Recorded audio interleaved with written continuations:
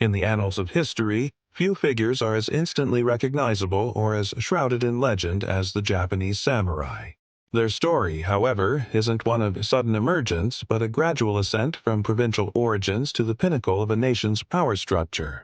It is a tale etched in loyalty, conflict, and the forging of an iconic warrior class.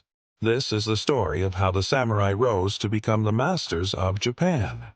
The seeds of the samurai were sown not in the grand palaces of the capital, but in the rugged, untamed provinces of Heian period Japan.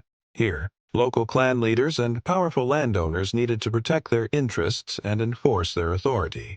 They assembled private bands of skilled warriors, known as tsuwamono, or the servants. These early combatants were masters of mounted archery, their prowess on horseback a critical advantage in the sprawling landscapes they patrolled. Far from the refined culture of the imperial court, these provincial warriors cultivated a practical and martial way of life, bound by personal loyalty to their lords. Their existence was a direct response to the weakening grip of the central government, a sign that power was slowly shifting from the courtiers to the men with the swords and bows. As the influence of the imperial court in Kyoto waned, the aristocracy found itself increasingly reliant on these provincial warriors for protection. The once despised martial men were now summoned to the capital to serve as bodyguards and enforcers for noble families, and even the imperial household itself.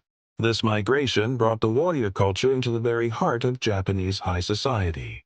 Over time, these warriors began to form a distinct social class, solidifying their identity and developing a unique code of conduct. They were no longer just disparate bands of fighters, they were becoming the samurai, those who serve, the progenitors of the samurai class. Their military might made them indispensable, and with this indispensability came growing political influence, setting the stage for a dramatic upheaval in the balance of power. The culmination of this rising influence erupted in the late 12th century with the Genpei War, a cataclysmic civil war between the two most powerful warrior clans, the Taira and the Minamoto. This 5-year struggle was not merely a contest for supremacy, but a battle for the soul of Japan, pitting the established Taira, who had adopted aristocratic ways, against the rugged Minamoto, who embodied the traditional warrior spirit. The conflict raged across the country, from naval battles in the inland sea to brutal clashes on land. Ultimately, under the brilliant leadership of Minamoto no Yoritomo, the Minamoto clan emerged victorious. In 1192, Yoritomo established the Kamakura shogunate, Japan's first military government. This momentous event marked the official start of samurai dominance, transferring political authority from the emperor and his court to the shogun and his warrior vassals, a system that would endure for nearly 700 years. From their humble beginnings as provincial horsemen, the samurai had risen to become the undisputed rulers of the nation. Their evolution was complete.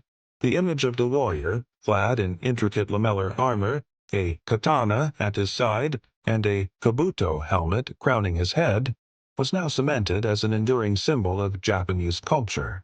This was no longer just a soldier. This was the samurai, an icon of martial prowess, unwavering loyalty, and disciplined resolve. Their journey from the frontiers to the seat of power forever reshaped the course of Japanese history, leaving a legacy that continues to captivate the world.